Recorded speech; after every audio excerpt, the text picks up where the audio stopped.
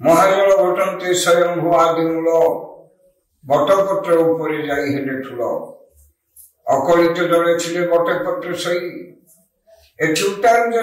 प्रभुंकर नाश फुटे सुललित होई समीर प्रकटे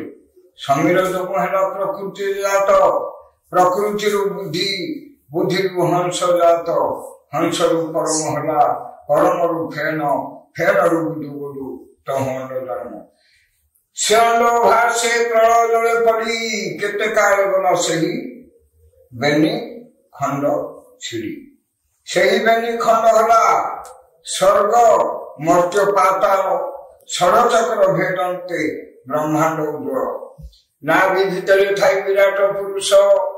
श्रीअंगरु जात कले प्रकृति 25 शुणिबा को कर्ण देले चाहिबा को दृष्टि भुंजिबा को मुख कले आघ्राण नाशात देवा पाए हस्त कले चलवा को पाद प्रणाम निमंत शिर भक्ति पाए एतिक महाप्रभु आम पे सबू जोगाड़ी देले किंतु आमे तांकर उपहार को ग्रहण करि पाउने तांकर जी से जहाँ हमको अवदान देइछथि कहिबाकु नाही एणु आमे अणपासरा रहिबा हेतु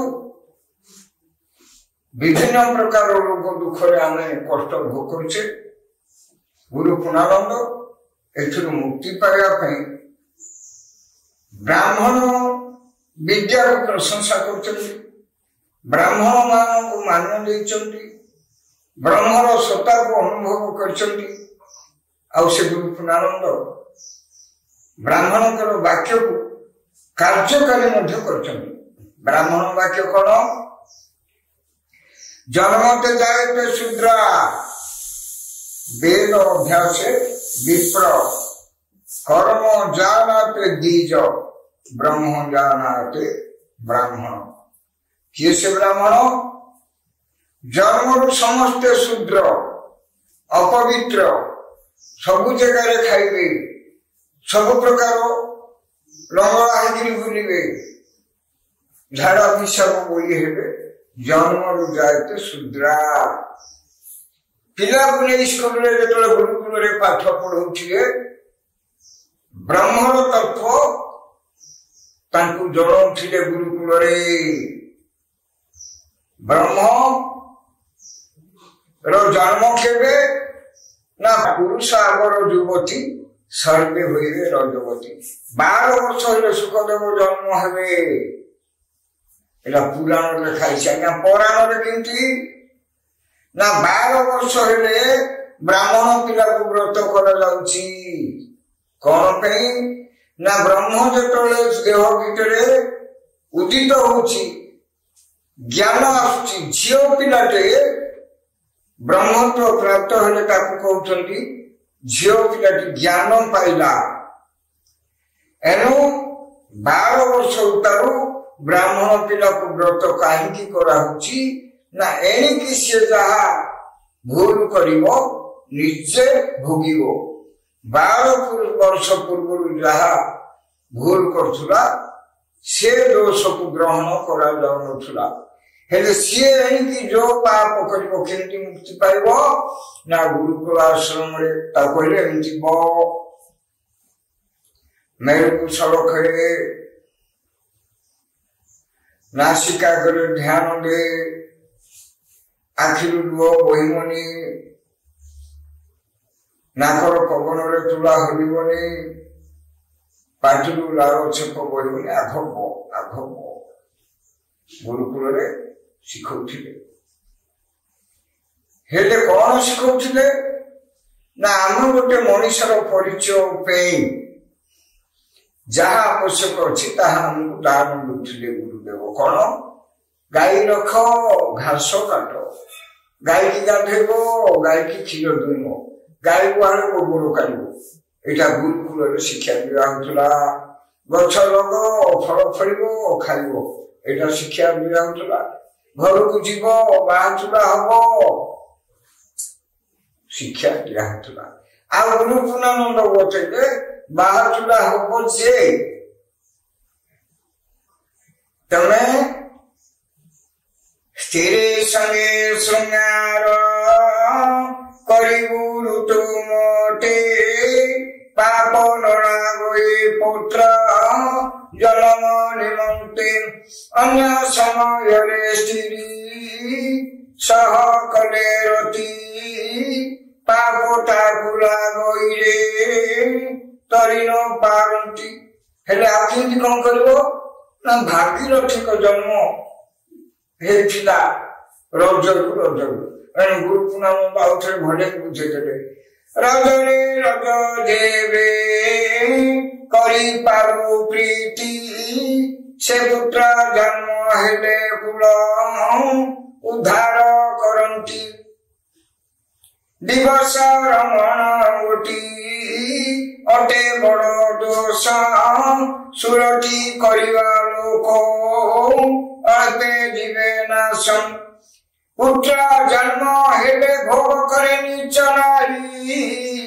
ଦୁହିତା ଜନ୍ମ ହୋଇଲେ ହୋଇ ଦୋଚାରୀ। ଏଣୁ ରମଣ କରିବାକୁ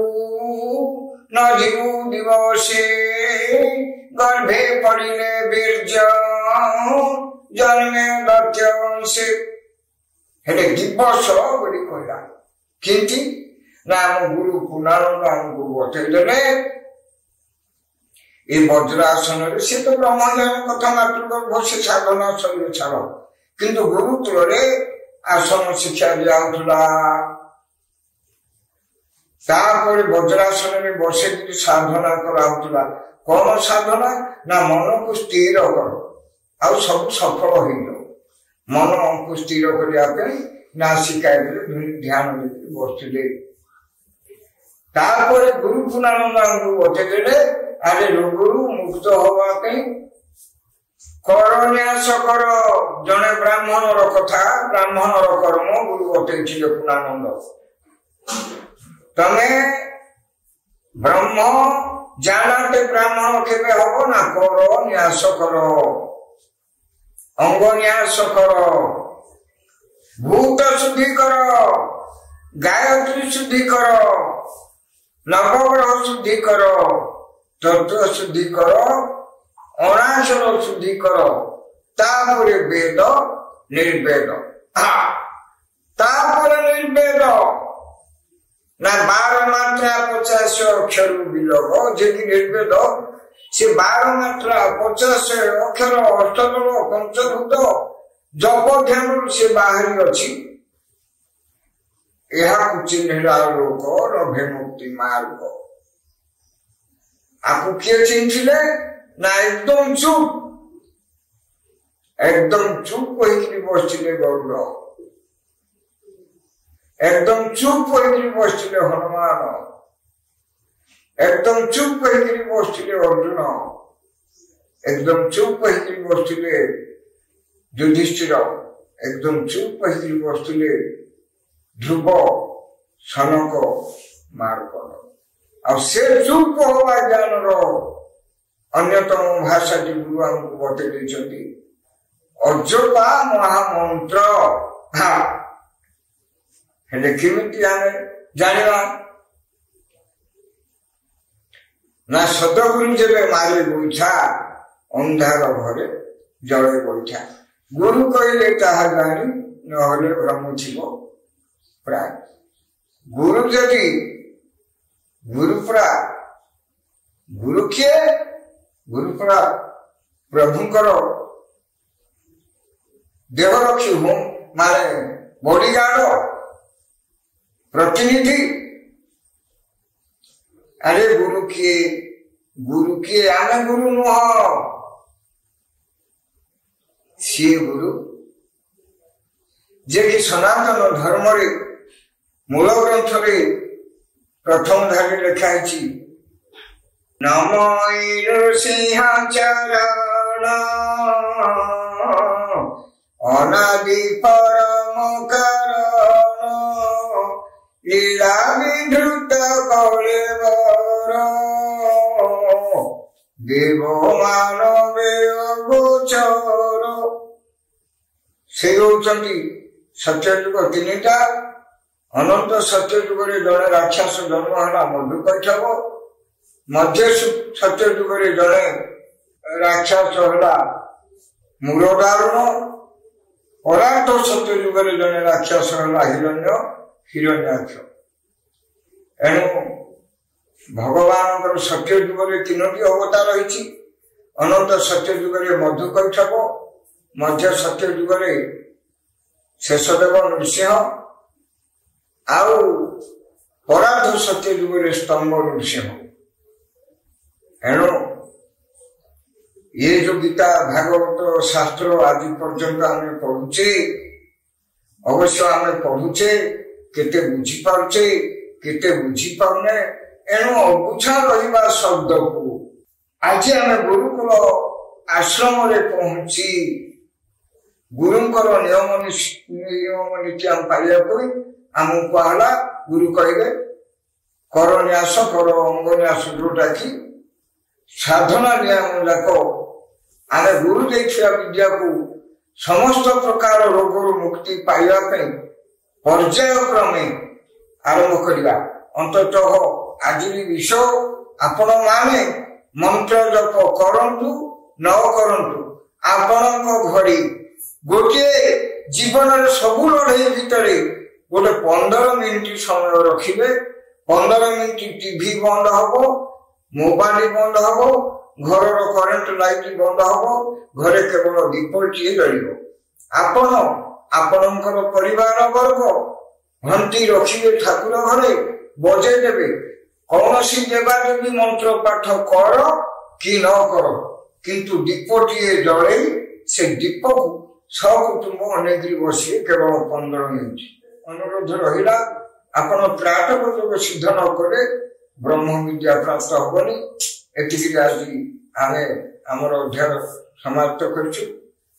आगामी अध्याय करनिया समन्यास अनेक विशेष वस्तु गुरु पूर्णानंद विद्या आपण बुझे आपको काम लगे आउ समस्त प्रकार रूप मुक्त हे आहरी बता हम आहरी सुना हम आप ध्यान दे कथार विषय वस्तु टिके मस्तिष्क को खटेबे आपण ये संसार समस्त प्रकार नरक जंत्रणा उद्धार पाइबे इति सकल देही नारायण अनादि परम कारण लीला आपण लीला कर सकल घटरे एणु सकल प्राणी मान परिपूर्ण भाव पूर्ण ब्रह्म पूर्णानंद सर्व घटे विजय होती से महाप्रभु अनंत कोटि दंडवत हे प्राणी जगत हे भगवत प्रेमी आपण आज ही गुरु पूर्णानंद ज्ञान तत्व ज्ञान आत्मज्ञान ब्रह्म ज्ञान प्राप्ति हेले आम कहवा भाषा कथा निश्चित आपण को उपकार हेले आम शांति पाइबू अनेक अनेक कथा आपण पाखे आम उपास्थापना करूँ कहीं ना ये जो आश्रम भुवनेश्वर माटी एठी जहाँ को आज आपण मान देखुं जड़े दरिद्र ब्राह्मण अस्थि कंकाल शरीर मात्र को किंतु आज गुरुंकर ये साधना नियम रहा हेतु डायबिटीज बीपी गैस्ट्रिक नहीं आज दरकार पड़े ठाकुर पूजा को नड़िया दरकार नड़िया गचरे चढ़ी आम नड़िया तोड़ी पारि कहीं गुरु बतई पवन धारणा जोगर सिद्धांत काल रटई बाट यही मंत्र बड़े काल को काटू पालट रट योग प्राणायाम उपरे अनेक विषय नहीं आम आलोचना बुझवा ओम श्री गुरु पूर्ण ब्रह्म देवाय नमः भीम चापी रण भंग मुनिरपी मतिभ्रम जदि शुद्धम अशुद्धम वा मोर दोष प्रभु ग्रहण करंतु मत क्षमा दियंतु ओम श्री